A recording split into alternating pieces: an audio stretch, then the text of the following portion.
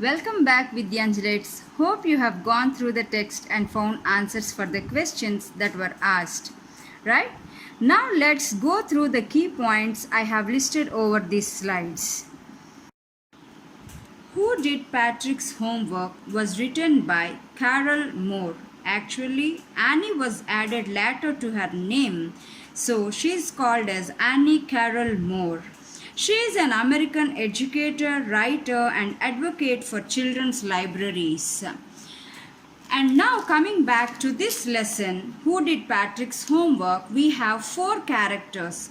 That is Patrick and Patrick's teacher, Patrick's pet, a cat, and an elf. Now, Patrick never did his homework. He liked to play basketball, Nintendo, and hockey. He hated homework. His teacher asked him to do his homework, but Patrick hated it.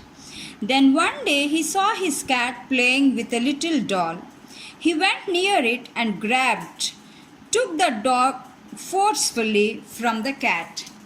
Then he came to know that it wasn't a doll, but a man of the tiniest size wearing a little wool shirt with old-fashioned breeches.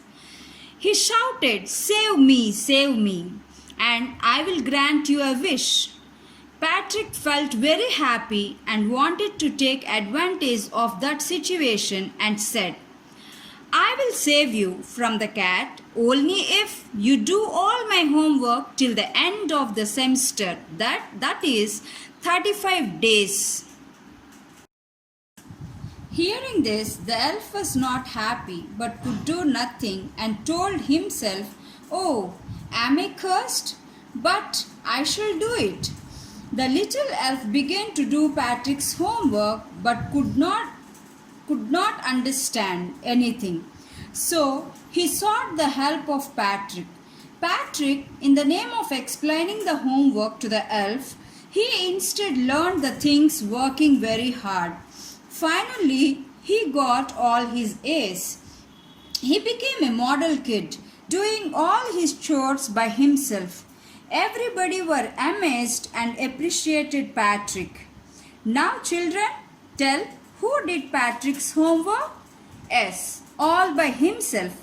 But Patrick still thought he made the tiny man do all his homework. It was his own inspiration. Patrick just believed that the elf had done his homework. There is no magic here, only make-believe. Patrick believed that the elf had done his homework but did all his homework by himself and got all his A's and became a model kid. Now students, you might have come to know that one must believe in one's own abilities. Now, let's go through the keywords and their meanings. Ignoramus. Here, an ignorant person who lacks education. Breeches, short trousers. Grimaced, showing disgust. Scowled, showing anger. Glitch, a fault in a machine that prevents it from working properly. Here, hitch or problem. Squeaked, make a high-pitched sound or cry. Shrieked, gave a short, high-pitched cry. Puffed, swollen. Blurry, looking or feeling dull and unfocused from sleep or tiredness. Slyly, secretively. Chores, work that must be done every day, often boring. Ignoramus. Here, as Patrick did not like to do his homework, he felt himself as an ignoramus child. Breeches, short trousers, those were worn by the elf. Grimaced, showing disgust. Here, the elf showed disgust. Scowled, showing anger. As the elf did not like to do his homework, he grimaced and scowled. Glitch, hitch or problem. Here, as the elf did not know how to do the homework, always he used to feel like there is a glitch in that work.